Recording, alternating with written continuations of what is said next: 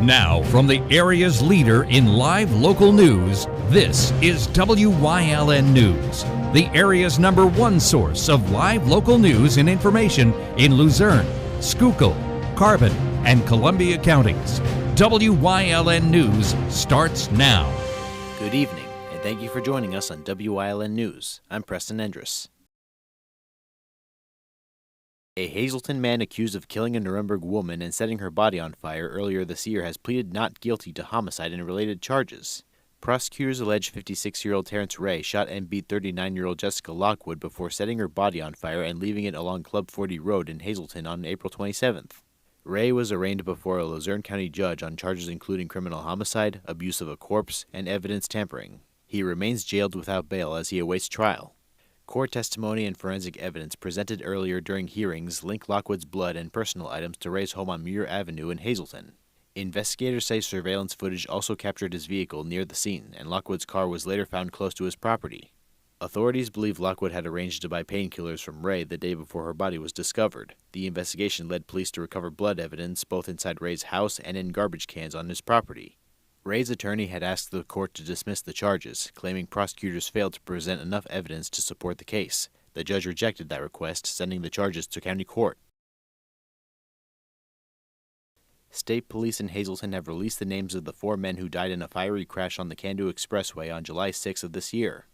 Investigators say the deceased, all from Hazleton, were identified as Jose Manuel Fernandez Bolvin, Hector Luis Guzman, Marcos Alvarez, and Elvis Manuel Matab Almonte. All were pronounced dead at the scene. The crash happened around 3:30 a.m. on July 6 when a northbound vehicle lost control near the Oak Ridge Road intersection in Hazel Township. The car crossed into the opposite lane, went off the road, and hit several trees before overturning and catching fire. A 5th occupant, a 21-year-old man, was pulled from the wreckage by passing drivers and flown to Lehigh Valley Hospital Cedar Crest for treatment. State police say the investigation is still active.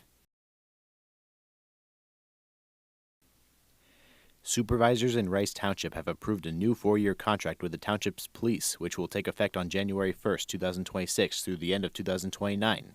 Under the new contract, police officers will see a 2% raise in 2026, followed by 3% annual increases through the remainder of the agreement.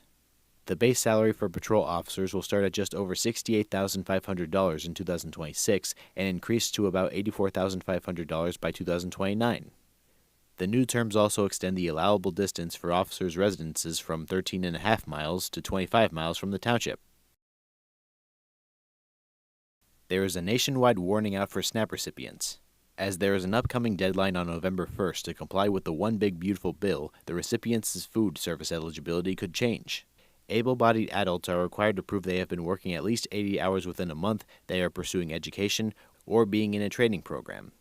Veterans, the homeless, and young adults out of foster care now need to meet the requirements for more time of assistance. Under legislation, the federal government would completely fund the benefits for states that make mistakes in less than 6% in payments. Because of the new cost shift, the Congressional Budget Office believes that some states would terminate or just reduce SNAP benefits for recipients. Luzerne County residents may have a small increase in taxes.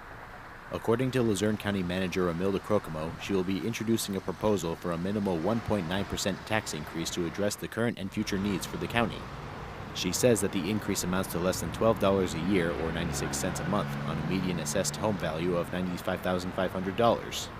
In a press release, Crocomo says the budget will allow the county to instate a new judge, including staff in courtrooms, fund several road and bridge projects, and health care. She says that this increase was made very carefully, with acknowledgement of the rising costs that county taxpayers face. The budget is planned to be formally introduced at the Luzerne County Courthouse for a council meeting on Tuesday at 6 o'clock p.m. For more information about this meeting and how to attend in person or digitally, visit www.luzernecounty.org. A crash in Columbia County has left one woman dead and a 6-year-old seriously injured.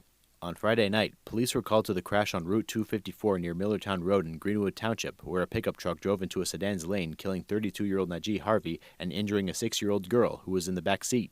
The child was taken to the hospital, along with the pickup driver, for minor injuries. So far, there is no word on their conditions. The coroner's office and state police are still investigating the crash. Coming up on Wyln News, witness intimidation charges on 2 prisoners have been dropped. Plus, an assault on an EMT took place in Butler Township. But first, we'll take a look at our 5-day forecast brought to you by the Wyln Weather Kids. We'll be right back. Brought to you by Lehigh Valley Health Network, part of Jefferson Health. If you were saved by the bell and made epic mixtapes, it's time for a mammogram. Screenings help find breast cancer early when it's more treatable. Schedule today at lvhn.org/mammo.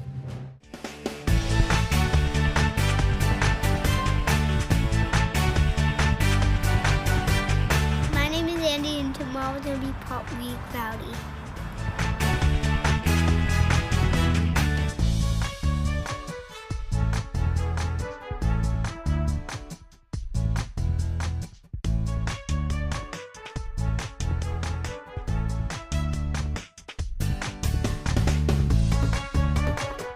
We want your child to be our WYLN Weather Kid. Your child can be our feature weather reporter of the day on WYLN News and WYLN social media posts, just by using your smartphone or any video recording device. It's easy. All ages are welcome, from toddlers to teens. To find out how, go to the weather section of WYLNTV.com or look for our post about it on the WYLN News Facebook page. Submit your Weather Kid video today. When emergency strikes, trust your care to the all-new ER at Lehigh Valley Hospital, Hazleton. With a facility that's now twice the size. Experienced nurses who see you right away. A quick assessment process makes sure you get the care you need. Advanced technology on site. Safe, private treatment rooms, and a peace of mind that only this level of care can bring. When it matters most, trust your partner in emergency care. Lehigh Valley Hospital, Hazleton. If you're looking for an affordable pre-owned car or truck, Cheers Auto Sales has a great lineup of clean, dependable, and quality vehicles. Stop in at 610 North Broad Street in West Hazleton, 570-454-7229. Cheers is proud to be celebrating 70 years in business. Come shoot at Whitetail Preserve, 118 Boulevard Road in Bloomsburg. Their skeet, trap, and sporting clay fields are professionally designed, and all stations are handicapped accessible. Whitetail Preserve has resident shooting instructors certified by the NRA in shotgun, rifle, pistol, home safety, and personal protection in the home. Whitetail can also cater any size event, whether it be a private party, corporate event, or wedding. Call 570-384-2314 or 570-790-8969. This week's episode of Let's Talk Chiropractic, we're going to have a guest, Claudine, and we're going to talk about her experience with chiropractic and some of her personal experience with autoimmune diseases.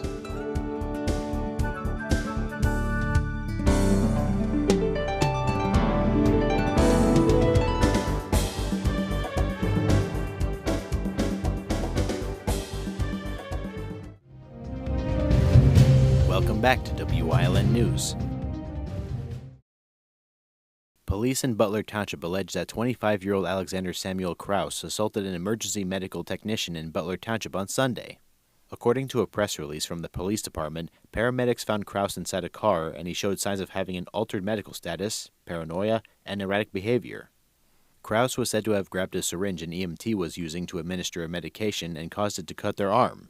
Kraus was arrested and charged with aggravated assault and resisting arrest. He remains in the Luzerne County Prison on a $50,000 bail. The two alleged killers, Frangel Garcia Andujar, age 23, and Ramir Gonzalez, age 20, are awaiting trial on their murder charges. Additional charges against the defendants were recently dismissed, as they were accused of conspiring witness intimidation. A Luzerne County judge determined that the two men provided no evidence that either of them made threats to anyone for sure silence. According to said charges, Gonzalez made a call to one of Andujar's shooting victims and made threats for silence.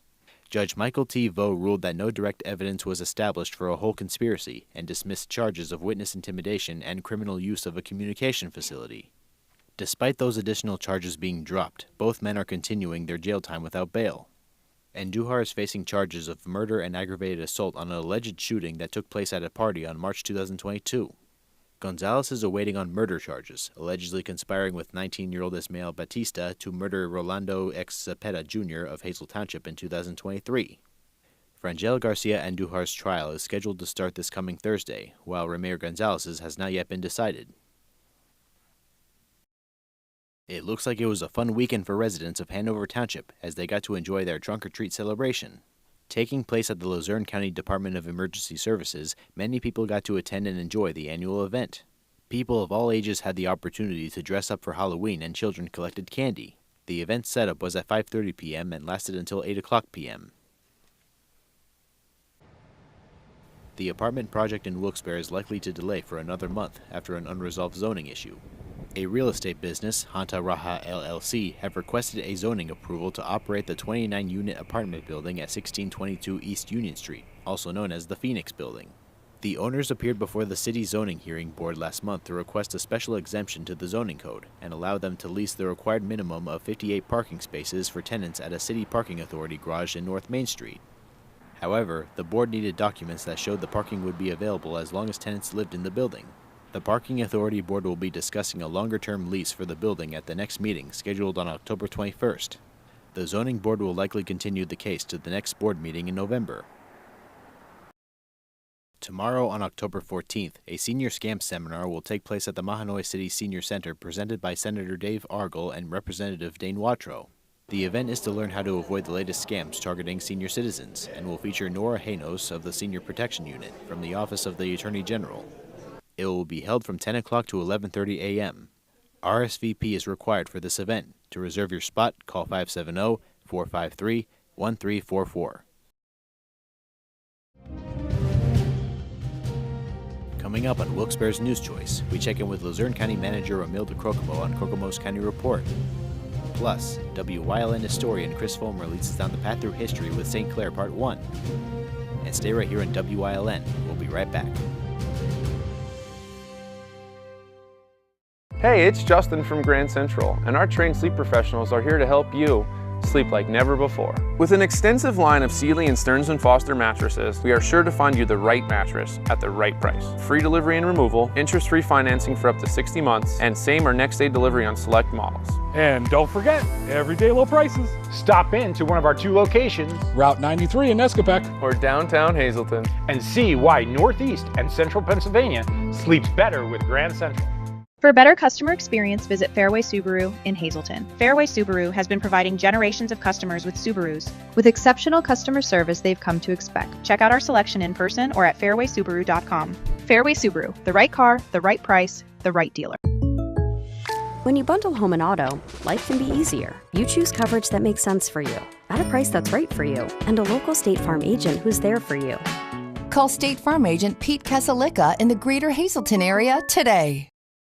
It's high school football time on WYLN TV 35. Check out the game of the week and join the entire WYLN sports team as they bring live high school football to you.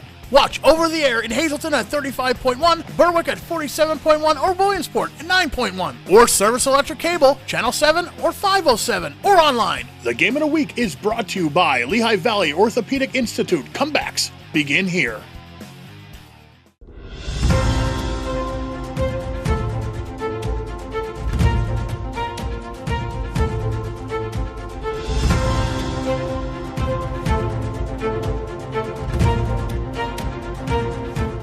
Hi, welcome to Kokomo's County Report. I'm the host today, Preston Endress, and here with me is my good friend Romilda Crocomo. How are you today, Romilda? Preston, trying to stay dry. It's drizzling out there. It has been a not very nice looking weekend. Yeah, it's miserable. Yeah. Mm-hmm. Unfortunately, I had the dishonor of going to a haunted attraction. Well, look at that, we're getting wet in the process. Yeah. Well, you know, that's what we live in the Northeast. It's sun, rain, snow, sleep. We have only yet to see what the unpredictability has for us left. Anyway, what's not unpredictable is our obligations, so yes. Especially taxes. So yes. You say you have something coming up for that you would like to bring up today. Yes, and I made a general announcement last week. Our budget will be formally introduced. The ordinance will be formally introduced on Tuesday at the meeting, the county council meeting. The budget books, we have them in big binders, and we delivered them to the council members on Friday. There's a copy for the public at county council chambers which is in the courthouse, and then in my office at Penn Place if someone wants to review the budget. I did announce that there is going to be a modest tax increase, 1.9%. That equates, if you have a home that's assessed value of $95,000, that equates to 96 cents per month that you would have to put in to pay for your county taxes. It was difficult. I understand the situation of our residents, and this was a very difficult budget to craft, but we have some very significant items that are coming up in 26, and we have to also prepare for 27. As you know, there's an election for a common pleas judge because our dockets are so heavy that the state said that we need another judge. We anticipate that we might get another judge in 2027, but we have to build a courtroom and chambers for the new judge. The new judges. We don't have room in the courthouse, so those chambers and courtrooms will be in the Berminski building, and that's going to cost over $1 million, probably about $1.5 million. So, and then we have to pay for the staff for the new judge. So there are significant costs that we absolutely have to bear in 2026. The health insurance, not only for our staff, but also we make contributions to our health care coverage, but the coverage for the prisoners is going up as well. And we have old buildings and old roads and bridges that were unattended, and we have projects that are in queue. We're attempting to get grants, but most of those grants need a match. But we are dedicated to put the monies in to our roads and bridges. And we have to make sure that public safety remains at a high level. And that means funding our 911 and EMA, constantly upgrading our equipment because we have to. And then, of course, we have the state and federal budget impasse, which is directly affecting our residents, and it's directly affecting the providers who provide the services to our residents. And that has repercussions. The county government right now in Pennsylvania is the highest level of government that is operating fully. Absolutely fully. We have our staff, we're providing our services, even though we're waiting for monies from the federal government and the state. It's our obligation to provide those services. We have mandates, we have legal mandates, statutory requirements to provide services. The federal government and the state can get away maybe not doing that. We can't, because we can get sanctioned, lose our licenses. So we have to continue providing those services, and we have to find the funds that will allow us to provide those services. So I understand the challenges that everybody in Luzerne County is facing, but we really needed to do a minimal tax increase. It's not like our neighbors to the north, Lackawanna County, which is 33%. And we'll be going through budget hearings, and council will be asking us difficult questions, and we'll be there to answer those questions. So I just want to tell the people who are watching out there that we really went through the budget and went through our expenses and our potential revenues, and it is our proposal that the best way to run the county for 2026 and preparing for 2027 is to ask for this slight tax increase.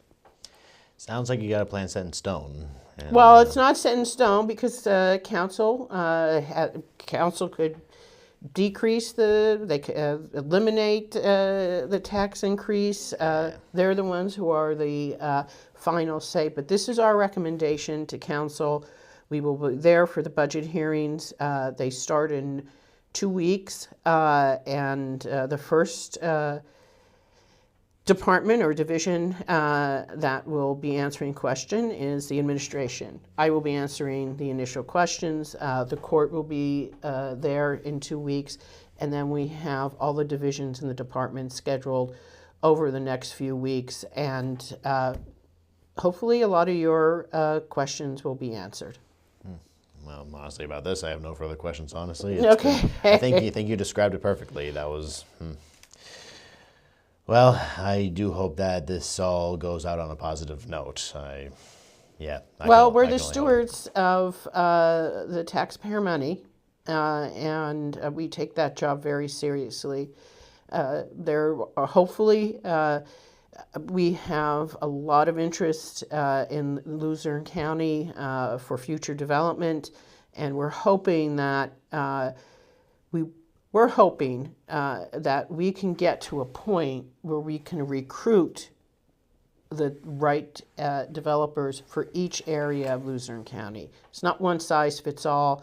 We're absolutely aware of that, and the county will be reaching out to municipalities, and hopefully we'll be able to generate more interest in Luzerne County. We're definitely targeted because of our location. We're at the crossroads of 80 and 81, where you can get to all the major ports in the Northeast within a day, and that means a lot to developers. So we are committed to bring in development into Luzerne County that is reflective of the needs and the wants of the individuals who live in our very distinct municipalities. Well,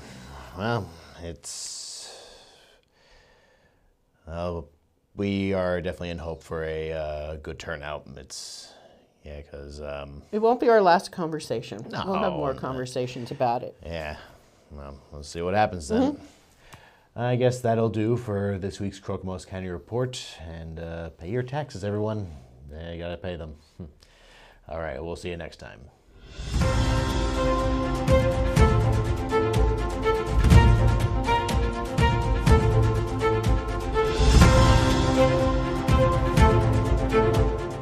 It's cold out there. Call S.J. Kowalski for the best products and solutions to help lower your energy costs and keep your family safe and comfortable this winter. Our professional team has unparalleled experience with all the latest innovative types of heating systems. We're a Lennox Premier dealer, installing high-quality equipment, providing the ultimate experience in comfort and climate control while being energy efficient. S.J. Kowalski, heating and cooling the way the earth intended. Come shoot at Whitetail Preserve, 118 Boulevard Road in Bloomsburg. Their skeet, trap, and sporting clay fields are professionally designed, and all stations are handicap accessible. Whitetail Preserve has resident shooting instructors certified by the NRA in shotgun, rifle, pistol, home safety, and personal protection in the home. Whitetail can also cater any size event, whether it be a private party, corporate event, or wedding. Call 570-384-2314 or 570-790-8969.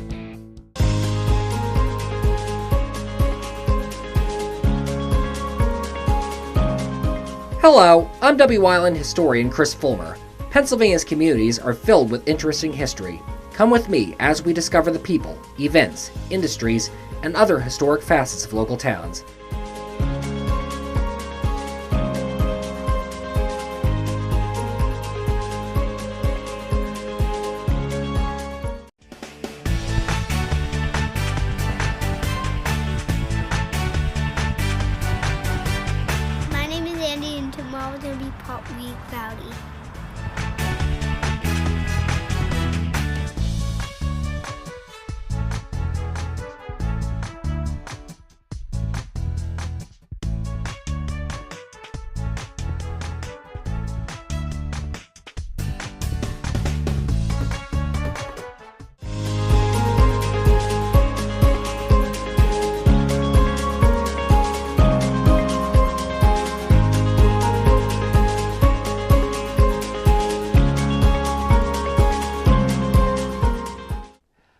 first settler to be given claim to the land just north of Pottsville was James May in 1808. Several other settlers would be sold the land in the intervening years, although one of the more prominent ones was Arthur St. Clair Nichols, who would be sold over 400 acres in 1830. It would be in his honor that the eventual community would be given its name, originally St. Clairville, and the town now bears a Nichols Street in his additional honor. In 1844, a group from Philadelphia, informally known as the Carey Group, purchased lots and started laying out the streets. The town would be officially incorporated on April 6, 1850, via decree from Governor William Johnson. Its name would be shortened to simply St. Clair at this time. Industry had already taken root in the community by this point. At first, it was the timber industry that held the largest sway, with several sawmills and gristmills in operation around Mill Creek. Coal would be discovered in St. Clair in 1824, and it soon became clear the area was rich in black diamonds, with the Primrose, 7-Foot, Orchard, Skidmore, Mammoth, and Buck Mountain veins of coal all running near the town. The first mining operations in town would commence in 1830, with the first operations on today's North 3rd Street. To help get the coal to market, the third railroad to be built in the entire United States, the Mill Creek Mine Railroad, was constructed. Running roughly 4 miles from the St. Clair area to the northern terminus of the Schuylkill Canal in Port Carbon, its tracks were made of wood covered in iron, and the cars were drawn by horses. Coal mining would soon become St. Clair's keystone industry, with numerous collieries in operation in the borough. Among those that were in use over the years were the Mount Hope, Pinkerton, Hickory, Rainbow, and John's Eagle collieries. With the rise of railroading occurring around the time of the fall of the canals, St. Clair would become a firm rail hub as well. The Mill Creek Mine Railroad would connect to and eventually be taken over by the Philadelphia and Reading Railroad in 1844. This allowed the area's coal to reach market more quickly than it would on the canals. The Girard Tunnel, the second railroad tunnel to be built in the United States, ran under Mine Hill north of town to an inclined plane in the hamlet of Wadesville. Meanwhile, the Monomoy Broad Mountain Railroad, built in 1862, opened St. Clair to the coal deposits of the Monomoy Valley to the north. The coal mine there would be lifted up the then new Monomoy Plains to Frackville, then sent down the railroad to St. Clair and further on to Market. Later, the Pennsylvania Railroad would build its tracks through St. Clair in 1887, passing west of the community with an impressive trestle over what was originally signed as U.S. Route 122. By 1861, the Civil War would break out across the country. St. Clair would more than do its part in the war effort, in fact, sending the highest percentage of its male inhabitants to fight for the Union. These include the Wetherill Rifles, commanded by Captain Edward Farn, which were among the very first units to respond to Lincoln's calls for men. Lewis Howard, the youngest drummer boy in the war, was also a St. Clair native. In gratitude for its contributions to the Northern cause, St. Clair was, after the war, given possession of the Vicksburg cane, which was made from a branch of the tree under which Ulysses Grant had accepted the surrender of Vicksburg in July 1863. This critical Union victory had given the North sole control of the Mississippi River and effectively split the Confederacy in two. The cane was presented to another St. Clair soldier, Richard Brown, and reportedly remains in the Brown family today. Also after the war had ended, the town's veterans would form the St. Clair Monument Organization to build a monument to honor those who had served. The finished memorial was dedicated on Thanksgiving Day, 1874. It still stands today in Oddfellow Cemetery.